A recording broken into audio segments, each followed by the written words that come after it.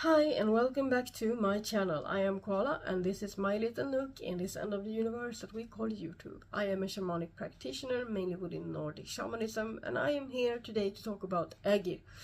So in this video I'm going to talk about Aegir, who he is, and just to start off with, he's a Nordic god of the sea. So I'm going to talk about who he is. I'm going to cite some sources or talk about things that I have found in sources. The sources are in my description box. I'm going to talk about my relationship to him as a Nordic god. I'm going to talk about if I honor him, summon him, celebrate him, how you can do the same, or where you should start if you want to get to know him a little bit deeper. No pun intended. And if you don't get the pun, you will maybe later. Or the pun that I didn't intend. And then I'm gonna end this video with thanking you for being here. So let's dive into it.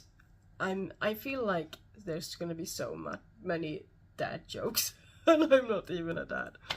Anyway, Aegir. Aegir is and his name is spelled in the title, so I'm not gonna do it on the screen. So he is the husband of Ran, and Ran is the goddess of the sea, and I made a video about her last week because I celebrate her at the beginning of August every year. So they together have 9 daughters, and I talked about these 9 daughters last year in my video about Ran. Yes, I think I did. So they have 9 daughters that are essentially the waves on the seas. So 1 daughter for each wave, kind of like that. So when it comes to Aegir in the source material, he is most often mentioned together with Ran. He's also often mentioned together with Loki, because his hall, Aegir's hall, is the place of the big party, you could say, or I don't know the English word for it, in Lukasenna, which is the poems, like the collection of poems that is written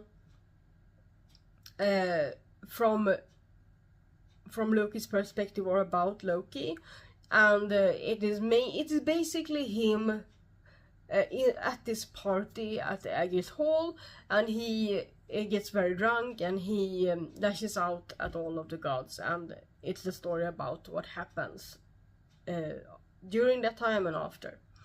So that is not my favorite story. I have read the entire story at one point, but it's not that I don't like the story. It's a good story. It's just that it was probably, according to most sources, written after the Viking Age, which means that it is not, it's not applicable to my practice. So my practice and my view on the different gods is mainly based on how people viewed the gods in the Viking Age and before, together with modern practitioners. So like a mix of old and new, somewhere like that. And of course, my own experiences and thoughts at the basis of it as well. So to me, it's the source of Lukasenna is too young, you could say. And I believe Loki to be more of a literary figure than an actual god in the Nordic pantheon, and I made a video about Loki. You can watch that if you want my opinion on it, and you can also, make up your own opinion about him, of course, and it's okay if yours differs from mine. I am not, I'm not the know-it-all. I'm just here to share my point of view. Anyway, so that is my point of view of Lukasenna and the sources younger than the Viking Age when it comes to gods and goddesses. Yeah, so which means that his big party with all of the gods is not something that I often rely upon when it comes to anything.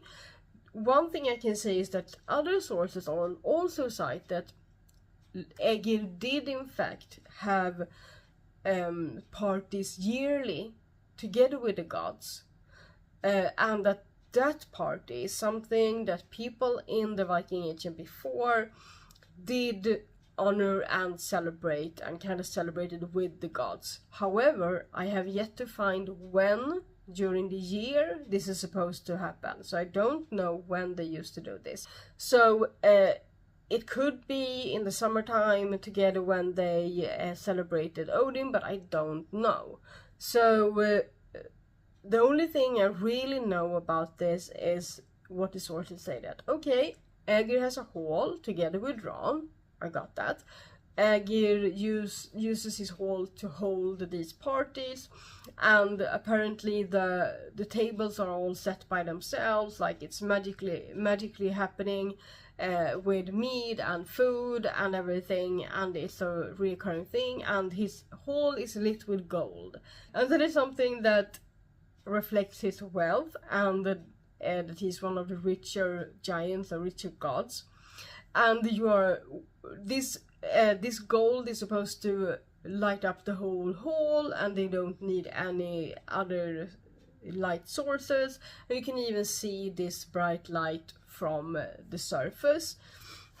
So Aegir is a giant, and he is the ruler of the sea, and he's a personification of the sea. As I told you in my video about Ron, I also see her as a personification of the sea, which basically means that they are a feminine and masculine aspect of the sea. And then we have Njord, and I'm gonna make another video about Njord later in the autumn, I think. And the Njord is the god of the sea. From how I have always viewed it, is that he is the god of the sea that helps people, or like that humans can turn to when they want safe travels, or if they want a good catch of fish.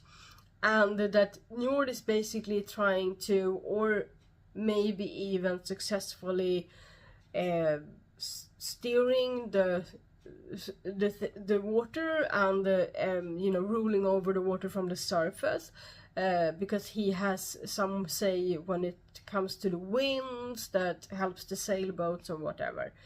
And Aegir is the ocean, so he is the waves, he is the currents, he is the water together with Ron, right? And they have 9 daughters as well that are the waves.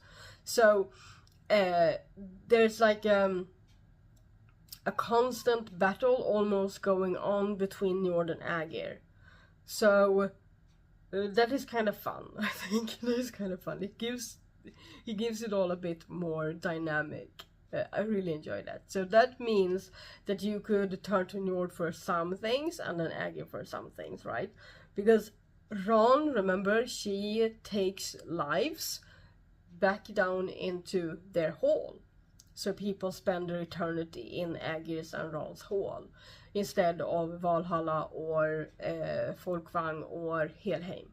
So one source actually says, and I'm translating this, maybe it is the deep seas and the bottom of the sea that is Aegir's domain. And so the closer to the surface we get, that is Njord's domain. So yeah, and Aegir, his name is supposed to mean water, and is related to the Latin word aqua. And his name Aegir has nothing to do with Aegis Hjelmur. Aegis Hjelmur is the helm of fear. I don't know if that is how people translate it, but I do. The helm of fear, or the not the helm. Is that a word? Yeah, I think it is. Anyway, Aegis Hjelmur is a protective rune that people put on their helms and on their attire when going into battle to put fear in their opponents. But that has nothing to do with Aegir. So Aegir and Aegis Hjelmur is not related. And yeah, did I tell you about his brothers? No, I didn't. He has a few brothers. So he's a giant, remember? And Ron is also a giant from the beginning. So they're all giants. His brothers are also giants, and they are giants of the sea. And he has one that is called Luge, meaning fire. He has a fire giant as a brother. And then the other brother is Kore, wind. And then he has a brother called Gyme or Hyme. And that is supposed to be the father of Gerd that marries Frey. And I'm going to talk about Frey next week. And then there's one name that is Ler. H-L-E with an apostrophe R. H-L-E-R. That could also be the Swedish Lä, L-Ä. And that is a name that is either another name for Aegir or a brother to Aegir. We don't know. But that name has given name to some places, one of them being Lessie, which in Swedish means Läsö, and that is a place I have not been able to find on a map. So yeah, it's been a bit interesting trying to dig deeper into Aegir. Dig deeper, yeah, okay, dive deeper. So that is what I have on who is Aegir. And who is he to me? What's my relationship to Aegir? My only relationship to Aegir is via Ron. So I celebrate and honor and work a lot with Ron. And when I work with her, especially when I work with helping the seas of the world, like the oceans and the waters of the world, and I want to do my bit from a shamanic perspective to help clean the waters and help set intentions for clean water and clean rain and that sort of thing, because rain to me is a part of the waters of the world. Then I also call upon Aegir, because he is also an aspect of the big seas. So that is kind of my only relationship with him thus far, but I do have some plans on diving deeper into my relationship with Aegir. For now, I'm feeling a little bit called to host another ceremony for clean waters, and if I do, it will probably be on my Patreon, and you are very welcome to join me and to get to know Aegir that way.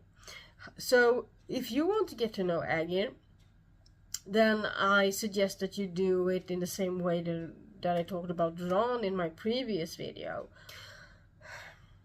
You can go out to a body of water, take your runes, take your cards, ask, welcome Aegir into your sacred space, and ask questions like, how can I help the waters? Are there any healing properties that I don't know about that I can maybe use, or help me feel better in this way, and that sort of thing. Like, and the next step is going into meditation, maybe welcoming Aegir and his energies, feeling them in meditation, maybe sit with your feet in the water while doing that. And then there are deeper meditation where you can welcome him into your space. You can take water from the outside and take it in with you in your home. And if you have a disability that prevents you from going out into the sea or out into bodies of water, you can ask someone to go there and fill a bottle and take with them home to you, and then you can hold a ceremony to get to know Aegir and have that water as a representation of him, and also do the same for Ron, and then you can have that person take that water back, because you shouldn't drink that water. So, and that, whether you do it at home or outdoors, you can also go deeper into meditation. You can journey with shamanic journeying, go even deeper and meeting Aegir and finding out more about him, and go into the depths of the seas, but also maybe yourself. So, yeah. And if you want to know how I work with water and Ron, you can look at my video from last week. So I think, yeah, I just want to end with the importance of summoning and working with Aegir when you work for the deep seas and the waters. I think that for me that adds another dimension to it, and it's also very respectful, I feel, to address the water as a being, whether you put the name Aegir or just the spirit of water. I know that other traditions have a very feminine view on it and that sort of thing, and for me there's always a feminine and a masculine aspect to everything. or most things that we have that has a spirit, and everything has a spirit, you know. So yeah, I feel like I forgot something, but if I have, and if I have new information, I will make another video, probably much shorter than this. But for now, I am very hot. It is June when I am recording this, and we have a heat wave, so if I have seemed more rambly or more like that some parts of this video, that is why. So yeah, with that said, walking beauty, and now I am completely lost. You can find me on Patreon, like this video, comment, subscribe. See you soon. Xingling.